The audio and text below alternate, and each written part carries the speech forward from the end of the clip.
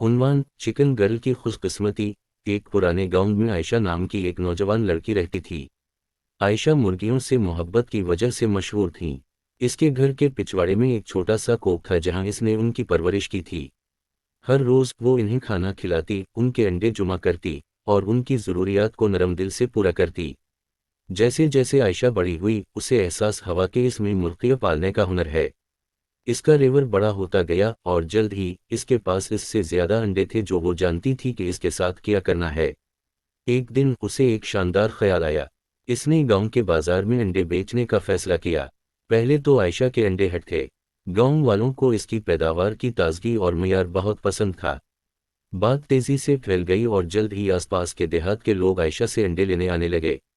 وہ اپنی مرغیوں کو پالنے اور انڈے جمع کرنے کے لیے ہر روز جلدی جاگ کر سخت محنت کرتی تھی۔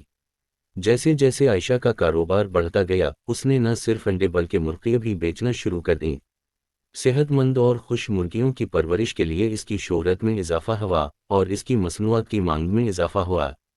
عائشہ جلد ہی اپنے خاندان کی کفالت کے لیے کافی رقم کما رہی تھی اور پھر کچھ اپنی نئی دولت کے ساتھ عائشہ نے اپنے کاروبار کو اور بھی بڑھا دیا۔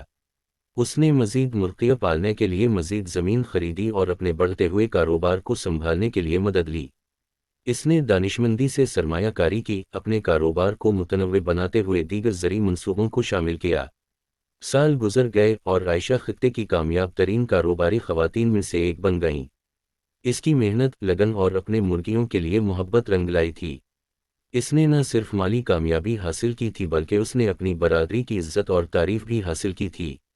جب عائشہ ایک شام اپنے باغ میں بیٹھی تھی، اپنے گھر والوں اور اس کے مرغیوں سے گھری ہوئی تھی، اس نے اپنے سفر پر غور کیا۔